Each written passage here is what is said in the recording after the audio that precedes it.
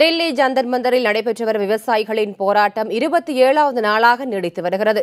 இதுகுறித்த விரிவான விவரங்களை டெல்லி செய்தியாளர் ஹனிகுமாரிடம் கேட்கலாம். ஹனிகுமார், விவசாயிகள் இன்று என்ன மாதிரியான போராட்டத்தை முன்னெடுக்க இருக்கிறாங்க? அவர்களின் உடல்நிலை தற்போது எப்படி இருக்கிறது? சத்யா, உங்களுக்கே தெரியும், வறட்சி நிவாரணம், கடன் தள்ளுபடி, விவசாய விளைபொருட்களுக்கு நியாயமான விலை உள்ளிட்ட பல்வேறு கோரிக்கைகளை வலியுறுத்தி தென்னிந்திய நதிகள் இணைப்பு விவசாய சங்கத்தின் சார்பாக டெல்லி ஜந்தர் மந்தரில் தொடர்ச்சியாக போராட்டம் நடைபெற்று வருகிறது. இவர்களுடைய போராட்டம் இன்றைக்கு 27வது நாளை எட்டியிருக்கிறது. இந்த 26 நாட்களில் பல்வேறு விதமான நூறு போராட்டத்தை அவங்க முன்னெடுத்திருக்கிறார்கள். மொட்டையடிக்கும் போராட்டம், அரை மொட்டை அரை மீசை மழிக்கும் போராட்டம், ரத்த அபிஷேகம் போராட்டம் உள்ளிட்ட பல்வேறு விதமான நூதன போராட்டத்தை கையாண்டிருக்கிறாங்க. இன்றைக்கு நூதன முறையில் பாடை கட்டும் போராட்டத்தில் அவங்க முன்னெடுக்க இருக்கிறாங்க. குறிப்பாக இங்க இருக்கக்கூடிய விவசாயி ஒருவர் இறந்த மனிதரை போல் இதில் படுத்துக்கொண்டு ஒரு இறந்த நபருக்கு என்ன மாதிரியான இறுதி சடங்குகள் செய்யப்படுமோ அது மாதிரியான சடங்குகளை செய்வது போன்ற போராட்டத்தை அவர்கள் முன்னெடுக்க இருக்கிறார்கள். தங்களுடைய கோரிக்கையை மத்திய அரசுக்கு தெரிவிக்கின்ற விதமாக இது போன்ற ஒரு நூதன போராட்டத்தை அவர்கள் முன்னெடுக்க இருக்கிறார்கள். அதற்காக அந்த பாடைகளை கட்டி வைத்திருக்கிறார்கள். அந்த காட்சியை நீங்கள் பார்த்து கொண்டிருக்கிறீர்கள்.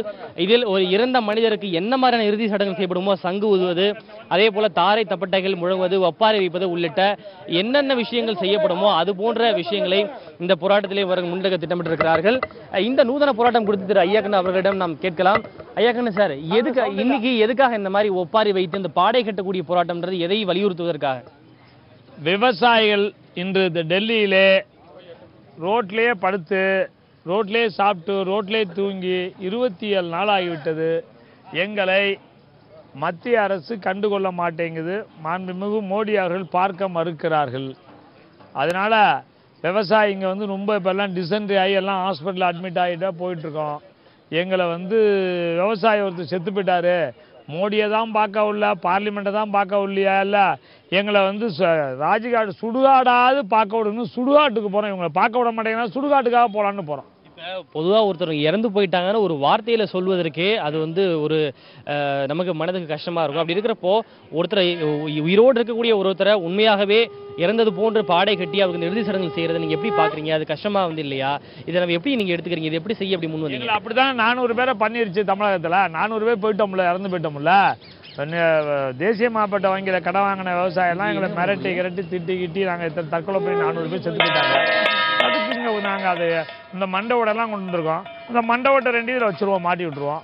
இறந்து போனவர்களுக்கு இங்கே நாங்கள் செய்கிற மாதிரி பண்ணுறோம். அதான் சத்யா, இப்போ நீங்கள் கேட்டிருப்பீங்க, அதாவது இந்த விவசாயிகள் தற்கொலை செய்து கொண்டதன் காரணமாக சுடுகாட்டுக்கு செல்ல வேண்டிய நிலை ஏற்பட்டு விட்டது. அதனை வலியுறுத்துவதற்காக இது போன்ற பாடை கட்டி சுடுகாட்டுக்கு செல்லக்கூடிய இந்த போராட்டத்தில் ஈடுபட்டு இருப்பதாக ஐயாக்கண்ணு தெரிவிச்சிருக்காரு.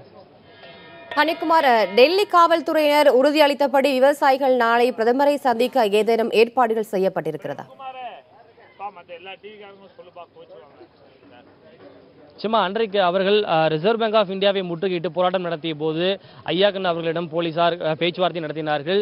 எங்களிடம் சொல்லாமல் இனி இது போன்ற போராட்டங்களில் ஈடுபடக்கூடாது என்பதையும் அவர்கள் வலியுறுத்தினார்கள். அவருடைய கோரிக்கை என்ன என்று கேட்டபோது பிரதமரை சந்திக்க ஏற்பாடு செய்ய வேண்டும் என்று விவசாயிகள் சொன்னார்கள். அதன் அடிப்படையிலே அதனை சந்திப்பதற்கான ஏற்பாடுகளை நாங்கள் பரிசீலிக்கிறோம், உங்களை அழைத்து கொண்டு போய் பிரதமர் இல்லத்தில் இருக்கக்கூடிய அலுவலகத்தில் இருக்கக்கூடிய அதிகாரிகளை சந்திக்க ஏற்பாடு செய்கிறோம் என்கிற உறுதிமொழியை கொடுத்திருந்தார்கள். இருந்தாலும் கூட டெல்லி காவல்துறையின் சார்பில் இன்னும் இவர்களை அணுகவில்லை என்று விவசாயிகள் சொல்லியிருக்கிறார்கள்.